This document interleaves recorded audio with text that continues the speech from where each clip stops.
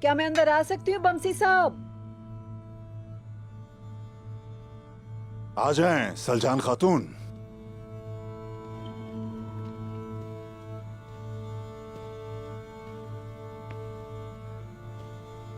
हाय बमसी साहब, हाय। क्या हमने ये दिन भी देखने थे? आप उस्मान के बाबा की तरह थे, आप उसके उस्ताद थे। क्या आप भी उस्मान को बाकियों की तरह दुश्मन समझते?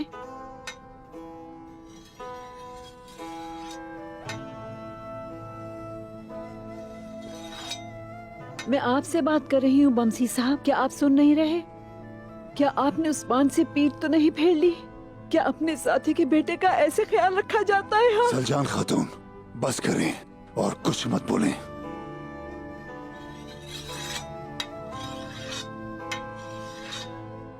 मंगोलों की आग ने हमारे कबीले के दिल को जला दिया है।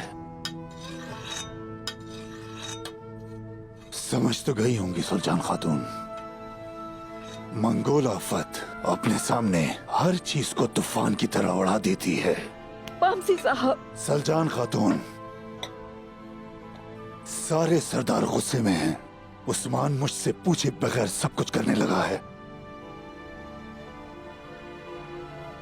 उस्मान को कबीले से दूर ही रहना चाहिए ताकि उसे होश आए और वो बचकाना हरकतों से बाज आ जाए।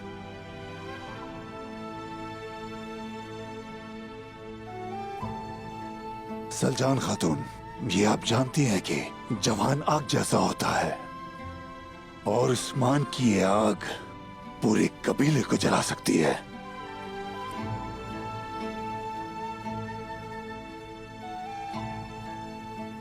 सलजान खातून, आप फिक्र ना करें, मैं उस्मान को अकेला नहीं छोड़ूंगा।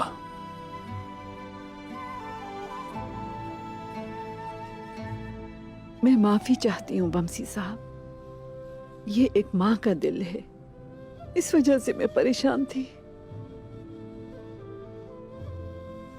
मुझे आप माफ कर दें। सलजान खातून, मैं जानता हूँ